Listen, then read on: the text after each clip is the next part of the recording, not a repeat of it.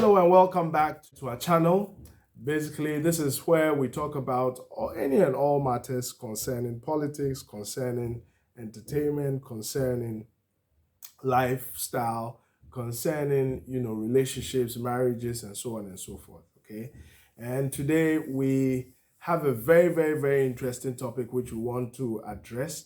This is basically on the fact that the Vice President of Ghana, Dr. Bawumia, made a comment about the Ghana card, okay, and how one Ghana card, or he would choose one Ghana card over 1,000 interchanges. Okay, so essentially, stick and stay. We'll be right back. Good. So before I begin, let me know your comments on Dr. Bawumia's, or His Excellency Dr. Bawumia's comments concerning how he would pick, one Ghana card over 1,000 interchanges. So it means basically, if he would pick 100, Ghana cards over 1,000 interchanges. Okay, good. To dissect this issue, I think that he's spoken his mind. He has basically told us what his preference is.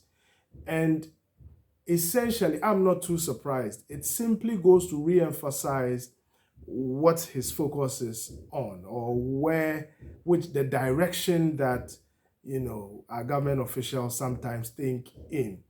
It simply goes to reaffirm why we are not getting enough interchanges, why we are not getting stable electricity, all year round and so on, why we are not getting foodstuff, or why prices are skyrocketing.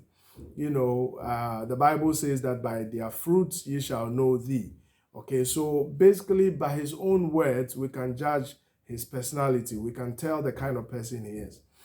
Now let's get down into the issues. Essentially, if you say that, we're talking about the Ghana card, which is a national ID, a national identification card, very important in other jurisdictions that, their card or their national card is used for many things or for many purposes. You can use it as a basis or as a document or reference points to cross borders, to move to neighboring countries, move around in Europe, for example, move around in some parts, move around some parts of the world. Very important. So for mobility, it is important. Or for traveling, it is important in other parts of the world.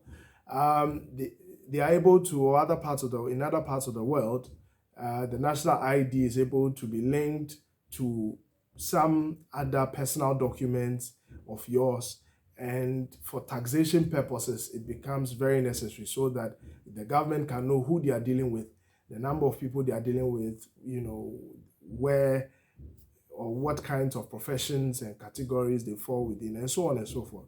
So for taxation purposes, for traveling, and a few other reasons, it is important. The ID card or a national ID card is important.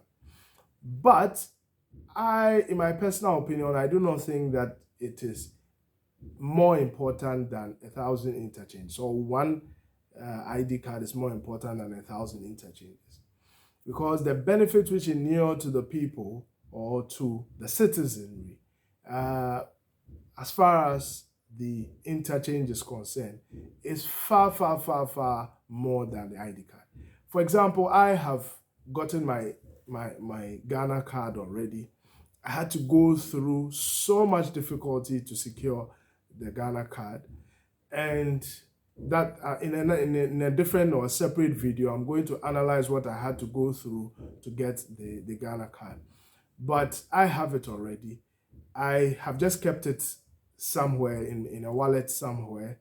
For the past 3 or so months, I wouldn't say I have benefited much from it, apart from linking it to my bank account, okay, which to me personally, it doesn't generate any personal value. However, over the last 3 months, I have used, the roads around me. I have moved from one location to the other countless points or countless times, just to try to get to work, just to try to deliver some goods or services, just to secure or to be able to get some service rendered to me, and so on and so forth. So if you look at the benefits which roads or good roads, good interchanges, which will cut down on traffic, which will help to move goods and services from one point to the other, which will help to move food stuff from one location to the other on time, which will help to even move medicine, okay, sick people, to cut or carry sick people from one location to the other on time so that their lives are not lost. If you look at the immense benefits that roads and good roads will bring to us, I think that Mr. President, Mr. Vice President, His Excellency, I think you goofed on this one.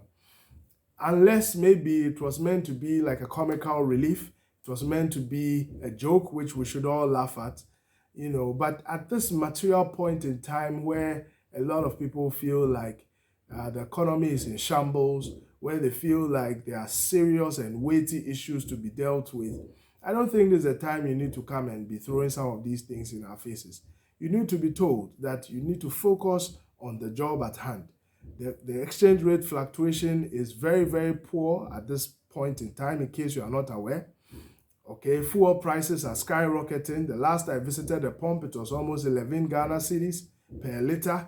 Okay, prices of foodstuff through the roof. Inflation rate is extremely high, the highest we've seen in the last few decades, and so on and so forth. You were touted to be an economic messiah. I don't think you want us to look at you or to regard you in the context of someone who comes and then cracks jokes, when you're supposed to be fixing the problem. So I know you to be a serious economist, not a comedian. So please help us and rescue us out of this economic shamble that we find ourselves in. Okay, at the end of the day, I believe that when you go down on your knees at the mosque or wherever to pray to your God, you should be able to tell your maker that as a politician, as a vice president, this and that is what I've been able to deliver for my people. Okay, at the end of the day, when you have the opportunity to address your audience or your citizenry where they are feeling the pinch, you don't come and be cracking jokes or telling us things like this. You come in and try to water down the situation. You try to let us know you feel the affection, you feel the pain that is going on. You feel the pain of the citizenry. This and that, these are the measures you are putting in place to fix the problem. You see, many a times politicians come in and just throw all these sorts of commentary at us. And I don't know if they feel that citizens don't have that right, don't have that intelligence to question them. See, so this is a direct message to the Vice President, His Excellency, Dr. Bawumia. I think that I am not a politically aligned person. I'm just a citizen, an ordinary citizen. But I think it is time some of us, even the ordinary citizens, start speaking out. We want solutions. Fix the problems. You see, we want solutions, not all of these things and, propaganda which you are spewing and or what your communicators are putting out there. Okay, we don't care whether, it has to do with NDC or MPP. That is not our interest. You see, at the end of the day, when we wake up, how many jobs have we created for the young ones coming out of the tertiary institutions? Okay, textbooks. Have we supplied textbooks to the primary schools? They are just about writing BEC. How are they supposed to prepare when you've changed the curriculum and you've not even provided textbooks? And nobody can talk about them. Really, when you go to church, are you able to pray with a clear conscience? One thing I would always give you credit for is your drive to digitize the economy. So you must know that I am not, an aligned person. I'm just an ordinary citizen. Where you deserve credit, I'll give you credit. So, for example, the digitization process, I have felt it, especially when it comes to passport acquisition. In the past, it was very difficult to acquire a passport. But through the digitization process, I was able to seamlessly get my passport. And I give you all the credit for that. For mobile money interoperability, I give you all the credit for that because today you can send money across various platforms. So these are some of your positives, but do not mar what you have done with some of these commentaries, please. Don't reduce yourself to that level. I think that you should focus on the job. You should focus on fixing what has gone wrong. That is what your citizens would appreciate. You see, more so, you are vying to become a president. You are vying to lead your party, to the next, to lead your party so that you can become president. I think that some of this commentary will not help your ambition. Okay, I think that you have a real opportunity over the last 2 years or the next 2 years to really, really, really make a good case. Trust me, if you are able to solve these problems and you are able to give Ghanaians what they want, you would have a good opportunity and you stand a good chance. So what is the problem? You seem to have fantastic ideas when you are in opposition. All of a sudden, you've forgotten about all those solutions and you are here talking about things which are not progressive to us. Okay? At the end of the day, I expected that when you had the opportunity to address the public, you will come in and tell us that, look, we're going to do this and that and that. Within the next 3 months, this is what we're going to do. The inflation rate will come down. This will, that. Those are the essential things for us. Not the politicking, not the jab me, I jab you thing, which is going on between the two parties, the two main political parties. So, His Excellency, with all due respect, coming from an ordinary citizen, a common floor member, a nobody, somebody who has not even accomplished half of what you have accomplished, I think that you goofed on this one.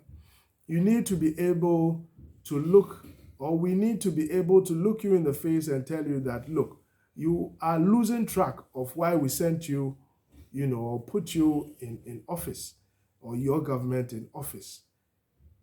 Okay? You need to take charge of affairs. You need to really, really, really up your game, because I think that most of your officials have lost their focus, including yourself. So on this particular matter, I think that I do not agree with you on that. I think that it is over the bar, and that is all I have to say.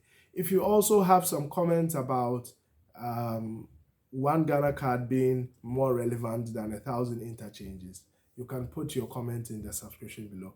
Thank you. If you like the content, hit the subscribe button so you can continue to see more videos of myself. Thank you and bye-bye for now.